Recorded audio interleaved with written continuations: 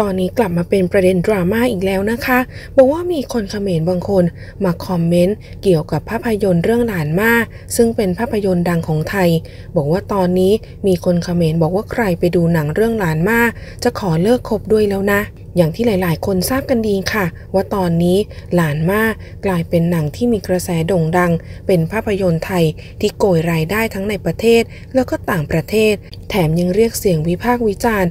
ซึ่งต่างชาติหลายๆคนชมแล้วบอกว่าหนังเนี่ยดีมากๆเลยแล้วก็มีหลายคนในสื่อโซเชียลมาวิจารณ์ในแง่บวกอย่างท่วมท้นแต่ว่าสำหรับหนังเรื่องนี้กลับทำให้ชาวกัมพูชาบางส่วนกลับไม่พอใจอย่างยิ่งโดยก่อนหน้านี้ที่มีประเด็นที่เพจ Major Cineplex Cambodia ได้ออกมาแชร์ภาพที่เป็นการจองรอบหนังเรื่องหลานมาหรือว่า How to Make Millions Before Gamma Dies ที่จองแบบแน่นเต็มโรงเหลือที่ว่างเพียงแค่ที่นั่งเดียวเท่านั้นและหลังจากภาพนี้ถูกแชร์ออกไปในสื่อโซเชียลก็มีคนคอมเมนต์บางคนเข้ามากดอีโมจิแบบไม่พอใจค่ะแล้วก็เหมือนกับว่าค่อนข้างจะเป็นเรื่องที่ดราม่าอย่างมากเพราะว่ามากดอีโมจิรูปโกรธแล้วก็มีคอมเมนต์มากมายซึ่งเขาว่ากันว่าหลักๆเลยเนี่ยหลายๆคนในสื่อโซเชียลคอมเมนต์เขาบอกว่ามีคนคอมเมนต์บางคนที่มีประเด็นกับเมืองไทยรู้สึกไม่พอใจที่คนเขมรด้วยกันชอบสนับสนุนทุกๆอย่างที่มาจากประเทศไทย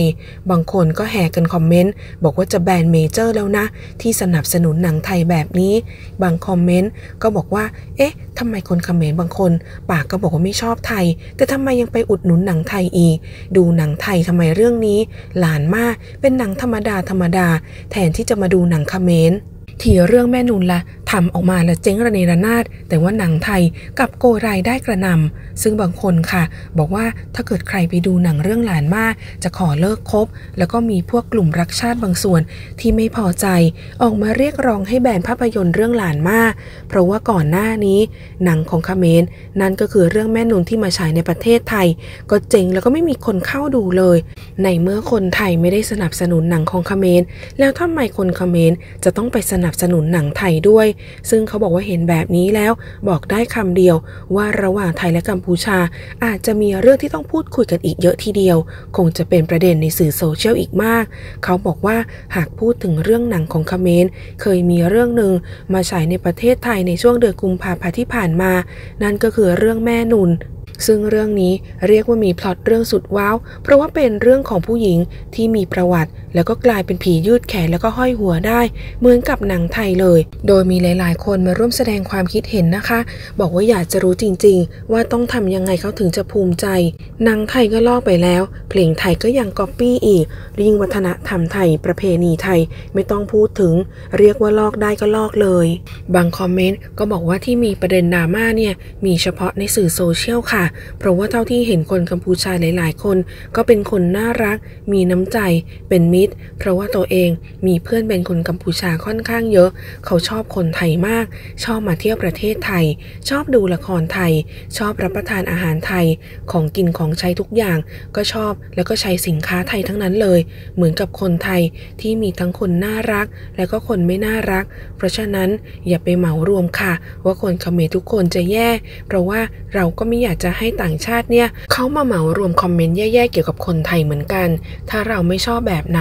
เราก็จะไม่ทำแบบนั้นกับคนอื่นค่ะโดยมีคนมาตอบคอมเมนต์นี้มากมายเลยนะคะบอกว่าลองเสิร์ชดูสิในประวัติการก๊อปโค้ดการก๊อปรำไทยแล้วก็มาบอกว่าคนไทยเนี่ยไปก๊อปมาทำไมต้องใส่ชุดเหมือนกับคนไทยด้วยถ้าร่ายรำศิลปะไทยก็บอกว่าเป็นของตัวเองห่มสบายไทยออกทีวีแล้วก็บอกว่าเป็นชุดที่เป็นต้นกำเนิดของประเทศตัวเองแบบนี้น่ารักเหรอที่เห็นว่าทำดีคือทำดีต่อหน้าแต่ว่ารับหลังแว้งกัดแบบนี้คงจะไม่ไหวค่ะแล้วก็มีอีกคอมเมนต์หนึ่งมาตอบนะคะบอกว่าคิดว่าคุณอาจจะยังไม่ทราบระบบการศึกษาของกัมพูชาเขาเป็นยังไงตั้งแต่ในโรงเรียนแล้วเรียกประเทศไทยว่าเป็นโจรสยามอย่างแรกจะต้องรู้วิธีการทำงานของเขาก่อนอินฟลูเอนเซอร์ชาวเขมรเขาจะค่อยๆเริ่มเคลมวันละนิดให้ประชาชนของตัวเองเนี่ยเสพเรื่องแล้วก็ผ่านสื่อไปบ่อยๆนานๆโดยที่เจ้าของวัฒนธรรมอาจจะไม่ทันรู้ตัวแล้วก็ให้เกิดอุปทานหมู่ในภาคประชาชนก่อนหลังจากนั้นในส่วนของภาครัฐค่อยเข้ามาจัดการเป็นส่วนสุดท้ายอย่างเช่นชุดไทยมีกลุ่มปิด ในสื่อโซเชียลที่พยายามจะทำทุกอย่างตั้งแต่ละครไทยเรื่องบุพเพสันนิวาสภาคแรกโด่งดังเขาก็เริ่มนำชุดไทยไปใช้ในงานแต่งมีภาพ before after ด้วยหลังจากนั้นก็ทำต่อเรื่อยมาใช้ระยะเวลานับเป็น10 ปีแล้วทั้งที่ประเทศไทยไม่เคยโต้แย้งอะไรเลยจนเขมรทั้งประเทศคิดว่าชุดแบบนั้นเป็นชุดของตัวเองและเมื่อครบองค์ก็ได้มีการจัดให้ล่าสุดยื่นขอจดทะเบียนกับยูเนสโก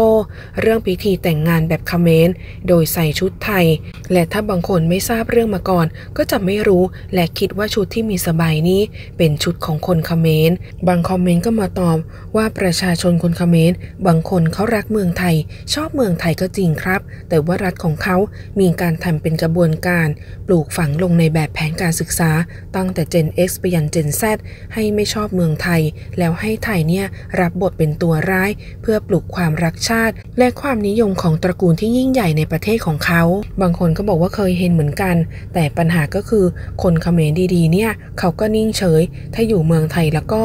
คงจะมีคนเขมรดีๆออกมาประณามห้ามปรามเพื่อนร่วมชาติเราคือประชาคมอาเซียนอยากให้รักกันไว้เหมือนกับที่คนไทยทำจริงๆคนเขมรดีๆก็มีเยอะอันนี้เห็นด้วยแต่ว่าส่วนที่ทำตัวไม่เหมาะสมอันนี้ก็ต้องมีการจัดการปัญหานี้ด้วยบางคอมเมนต์ก็บอกว่าตอนนี้เขมรมีเตรียมเอาหนังเรื่องใหม่ออกมาแล้วไม่ได้ล้อเล่นเป็นเรื่องจริงและนอกจากนี้ปัจจุบันมีการเคลมก๊อปปี้อาหารไทยทั้งผัดกระเพราข้าวเหนียวมะม่วงอนุสาวรีย์ชัยสมรภูมิยังมีเลยถ้าเกิดคนไทยคนไหน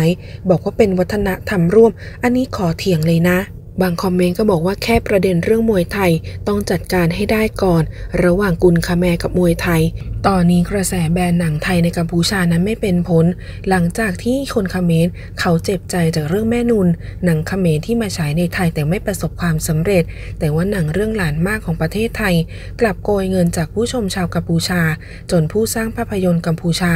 ออกมาแสดงความไม่พอใจซึ่งทางด้านเพจดังเพจหนึ่งก็บอกว่าแค่มวยกุนคาแม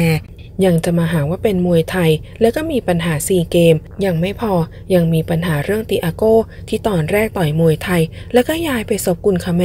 จนล่าสุดอุตส่าห์ลงทุนเพนหน้าเป็นรูปธงชาติกัมพูชาเพื่อขอรับบริจาครอบใหม่จนตอนนี้กลายเป็นดราม่าบนโลกโซเชียลมีเดียซึ่งได้เห็นไปที่ชัดเจนแล้วว่าตอนนี้สื่อออนไลน์กัมพูชาได้มีหลายๆคนออกมาพูดถึงหนังเรื่องหลานมาที่ฉายด้วยเหตุผลต่างๆนานา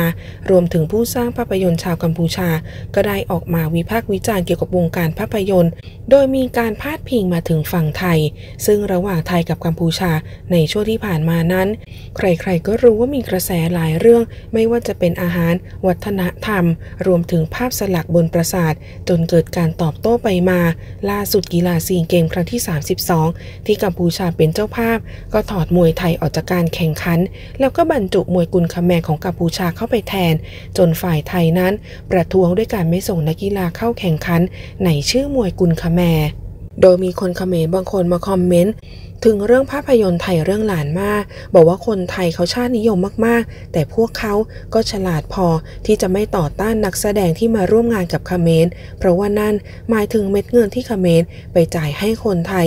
ยกตัวอย่างผู้ที่สร้างภาพยนตร์เรื่องเลนบอยที่ได้นักแสดงไทยอย่างโกติแล้วก็ตุกกี้มาร่วมแสดงกับดาราเขมรแล้วก็พม่ายังไม่มีปัญหาอะไรเลยบางคอมเมนต์ก็บอกว่าดาราไทยเนี่ยยอมทำงานกับคนเขมรแล้วก็พม่าย่อมรู้ดีว่าได้รับบทดีแต่สุดท้ายก็เหมือนไม่ค่อยเป็นผลเพราะว่าไม่ค่อยมีการช่วยโปรโมทเท่าไหร่นักบางคอมเมนต์คนเขมรก็บอกว่าไม่สามารถต่อว่าคนที่สนับสนุนเรื่องหลานมากกับภาพยนตร์ไทยอื่นๆได้เลยเพราะว่านั่นเป็นสิทธิส่วนตัวแต่ว่าอยากให้คิดสักนิดว่ากัมพูชาเราช้ากว่าไทยเสมอถ้ายังเป็นแบบนี้ต่อไป